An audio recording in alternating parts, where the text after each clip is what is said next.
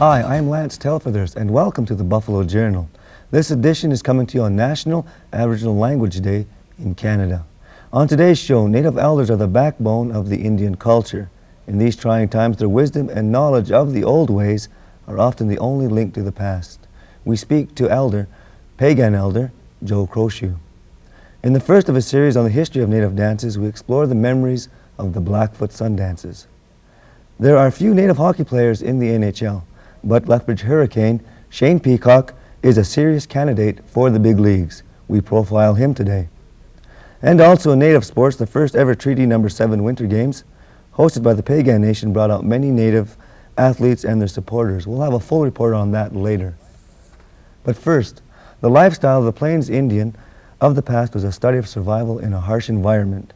The Buffalo Journal took a serious look at winter on the Plains Indian style, and you will see we found out that winter life in a teepee was not that easy.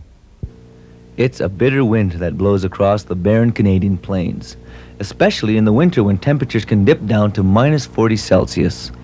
With the wind chill here in southern Alberta, it can even get colder. It's not much fun when you're out there. The wind and cold is home to the Plains Indians who have occupied these lands for centuries before the coming of Europeans to this continent. How did they survive these harsh winters without the benefits of today's modern technology? The Buffalo Journal took a closer look at the subject of survival on the plains. We discovered that the Plains Indians had to be tough to survive winters a few centuries ago. With little more than buffalo hide teepees to keep them for the bitter cold, they mastered their survival techniques. Our quest took us to the elders of the Blood and Pagan Indians. Some of them still remember the stories they heard from the ancient ones, the grandfathers who lived here before them. Some of the elders, would gather, teach the younger ones a story how to survive, how to protect themselves in many ways to survive their life. And they have to be at a certain age for them to be considered as a warrior. When they get to that age, they have to learn all these tactics that they have to go through to survive. And a lot of them, they go through that as a young adult, so they could learn all what they're supposed to do, and then they're very obedient in what they work hard to learn what they're supposed to survive with. For them days, they have to draw everything what they're going to use for a long term of food. For instance, they bring game meat. They have to cure the meat. They have to cut it up, dry it, smoke it, so it'll stay fresh. And that's what we call dry meat. Nowadays, it's called jerky. Survival on Alberta's prairie in the winter was a well-planned system. It took months of preparation through the summer, and it was a matter of life and death. Although it isn't a matter of life and death for the contemporary Native person now, spending a winter night in a teepee was an exciting idea, and I thought I might try it out. With the help of the Buffalo Journal crew, we managed to get an old teepee and some poles.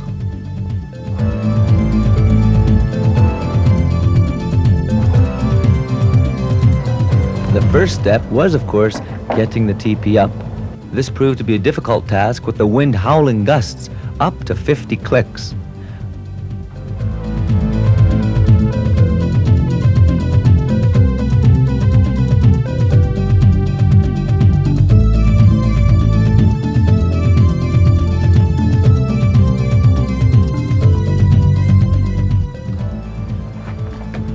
Once we had the teepee erected and the inside arranged in the proper way, we started a fire in the fire pit at the center of the teepee. A layer of canvas on the inside of the teepee wall acts as an insulator against the cold outside. It may not be as warm as your living room, but it's comfortable, as long as the fire is going, that is. I hope I've got enough wood. It's going to be a long night. In the old days, they would have many buffalo robes to keep them warm, but since the near extinction of the buffalo, getting robes is pretty tough. I guess our one robe will have to do. I also brought a small stash of food. Dried meat was a staple food for the old Indians. Prepared dried meat is called pemmican. It was kept in a rawhide pouch. I even managed to get one of those too.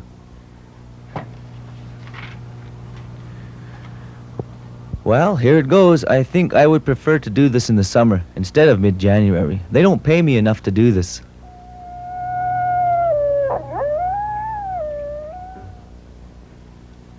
It was a long night. Most of the time I was shivering in my bed. I can't imagine anyone surviving a winter in a tipi, but the Plains Indians of the past did for centuries. Of course, their clothing was much warmer than mine, and they were acclimatized and well adapted to the environment. Despite the cold, I actually enjoyed myself, and I think I've learned something of the old ways. But I think next time I'll do this in the summertime. For the Buffalo Journal, this is Lance Tailfeathers on the Alberta Plains.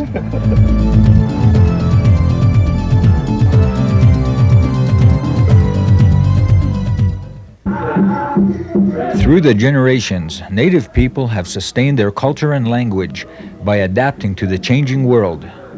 The Blackfoot Nation has been heavily influenced by a changing world, but that hasn't killed the language or the culture, but has seriously threatened it. Today, many Native elders still practice the old ways and still pass their knowledge to the younger generations. It is through the work of such elders like Joe Crowshoe that the younger Native people can still speak the Blackfoot language. Joe Crowshoe is a pagan elder who lives in the community of Brocket in the foothills of Alberta. His work, teaching the Native culture, goes back many years. In my young days, I lived with the old people. There were not many houses in those days. Times we spent winter down in the river bottom, going by the old people's advice, their knowledge and their wisdom, pointing out the future of today. In those days, we are educated by the old people. They learn us how to survive, how to roam the country, how to respect the nature, the river, and the nature.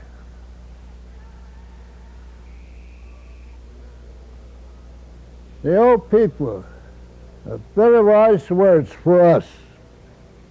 Joe Crowshoe and his family have traveled the world representing the Native people of southern Alberta.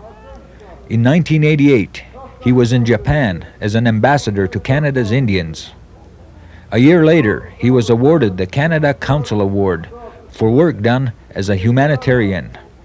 His commitment to peace and preservation of the environment is strong. In the olden days, there's a lot of volunteer work of helping each other, sharing with another, learning to work with all people, even with the nature. The old people, we know our history, heritage. It's all very unwritten. They don't write, they don't record nothing. But the wise words are passed on from generation to generation up to today. Today, my young children are caught in the modern world and heritage. They have very much more education, better education than we have at the residential schools. But we are experienced. The elder Crowshoe has lived through many changes in his home reserve, the Pagan Reserve. He's also seen many changes in the world. Some of those changes have made him sad. As the time changes in this modern world, you can actually see it up in the sky upon the Mother Earth. days are not like the old days. I put my heart very sad and looking over the country, the landscape of the old people, the historical sites, tipi rings, burial grounds, ceremonial grounds. They are all disappearing without our young generation notice them they are going. It's a big question to us in this generation today. I would like to see a young generation take all advantage of education. That's the only weapon we got today. Send out young people to schools and have hopes that they might come back and help us. Joe Crowshoe is one of the few remaining Blackfoot elders that knows the language and the culture. He is optimistic the present generation will hold on to their heritage, but they will need elders like him to continue to help.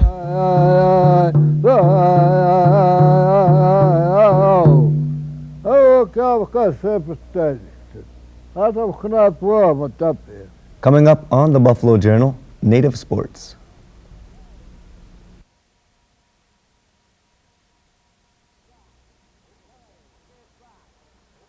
Puck is dropped. Kelly. Over the decades, Native hockey players have left their mark in the NHL. In the 60s, it was Mohawk George Armstrong, leading the Toronto Maple Leafs to 4 Stanley Cups. The Leafs had won their 13th Stanley Cup, the last.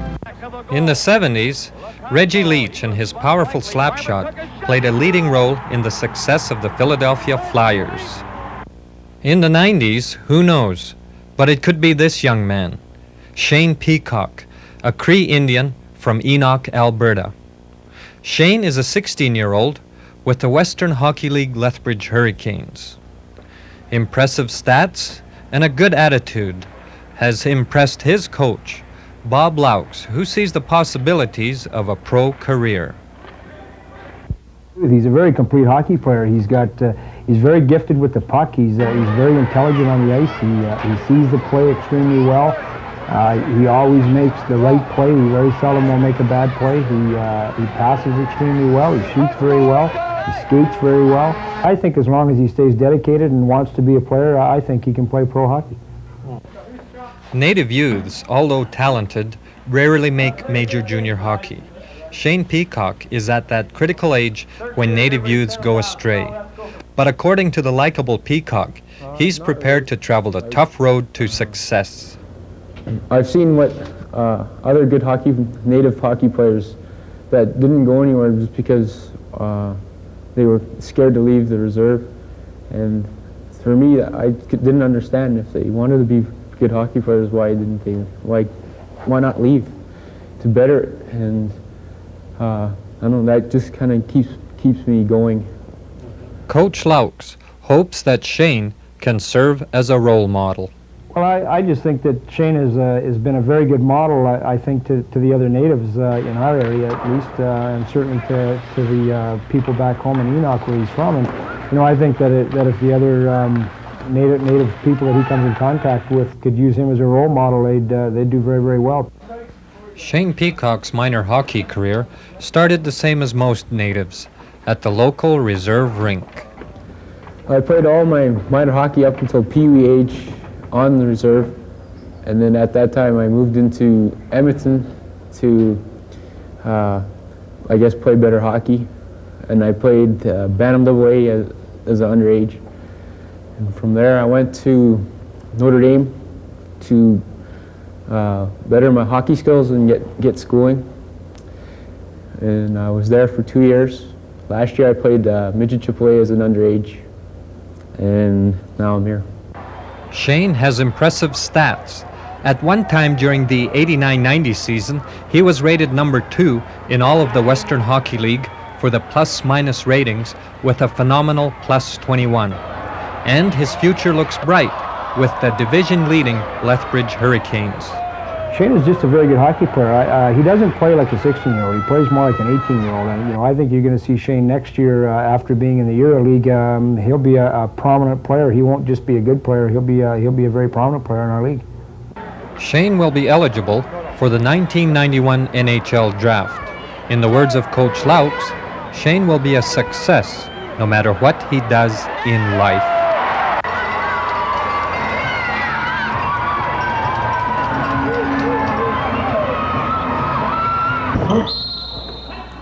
Also in Native sports, the first ever Treaty 7 Native Winter Games went off with overwhelming success.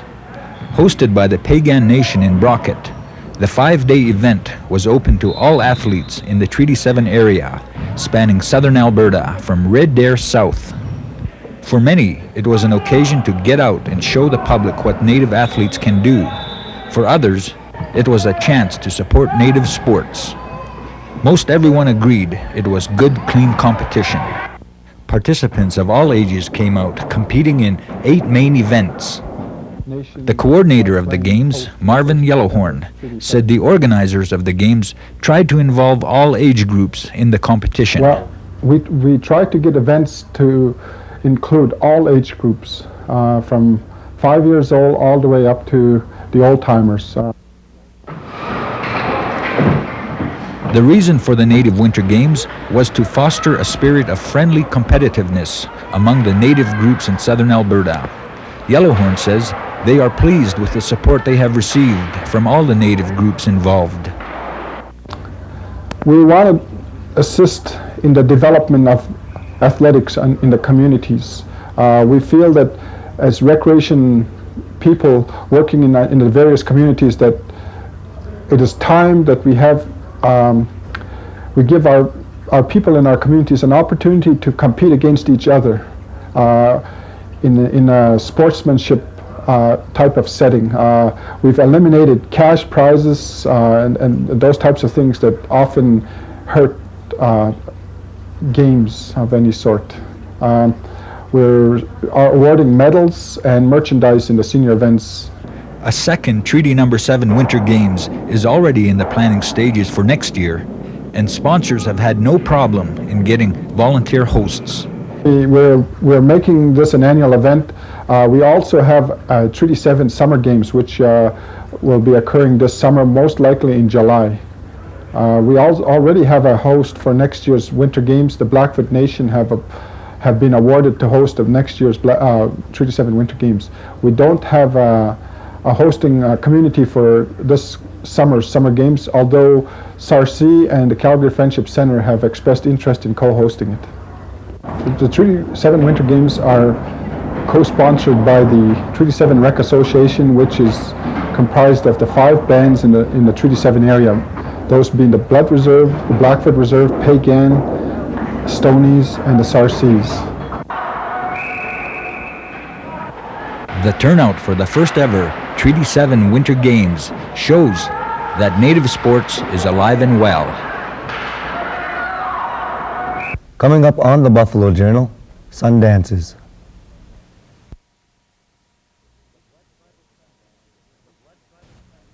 The Blood Tribal Sundance is a traditional event that is held yearly on the Blood Indian Reserve. For centuries, the Blood people have participated in the celebration of life as well as seeking counsel and wisdom from the tribe's spiritual leaders. The gathering includes the coming of 3 present societies, the Brave Dog Society, the Horn Society, and the Motokeeks, which is a ladies' group. Usually beginning in the springtime or the 3rd week in June, the leader of the Horn Society picks a spot where he sees the camp fit. After a week's preparation, the rest of the tribe sets up their teepees in the designated spots, usually representing the various families within the tribe. The Brave Dog Society then proceeds with their ceremonies. The Brave Dogs also act as policemen and are responsible for enforcing any infractions that might occur during the encampment. The Horn Society has 4 days in which they erect a jointed teepee in the middle of the circle. Once complete, then the rest of the tribe seeks prayer and help with any problems that they have encountered over the year. The ladies group, or motokeeks, sponsors the Sundance Lodge, which is made up of a center pole provided by the Horn Society. From there, the tribe in song gathers branches to complete the lodge. After 5 to 7 days of prayer with the motokeeks and the other societies, the entire camp breaks. The materials used for the ceremonies during the camp are then tied to the center pole of the lodge and left as an offering to the sun for the energy and growth that it has provided. The headdress worn by the Horn Society is unique to the Blackfoot culture. It is only worn during religious ceremonies and not worn during powwow celebrations like the headdress adapted by the Sioux tribe known as the war bonnet. The sacred bundles that are used for prayer have been passed down for centuries and are opened for the duration of the Sundance. With the coming of the white man in recent years, the Bloods have held fast to keeping the Sundance sacred with fears of exploitation and misconception from outside cultures. Record keeping through cameras, photographs, and tape recording of the traditional songs during the Sundance is frowned upon. It is a blood tradition that history be passed down orally. Last time on the Buffalo Journal, we asked you this question. Who was the first Native senator in Canada? James Gladstone was the first Native Canadian senator, a prominent farmer and rancher from the Blood Indian Reserve. He was an active politician in the West during the formative years of Native policies in the 40s and the 50s. He was also one of the founders of the Indian Association of Alberta, a high-profile group still in existence today. James Gladstone was appointed senator in 1958 by then Prime Minister John Diefenbaker. Our trivia question today is, when and where did the last great Indian battle of southern Alberta take place? We'll have the answer for you next time. We welcome your letters to the Buffalo Journal. Our address is the Buffalo Journal, P.O. Box 1120, Lethbridge, Alberta, T1J4A4. That is it for this edition of the Buffalo Journal. Until next time, I'm Lance Tailfeathers.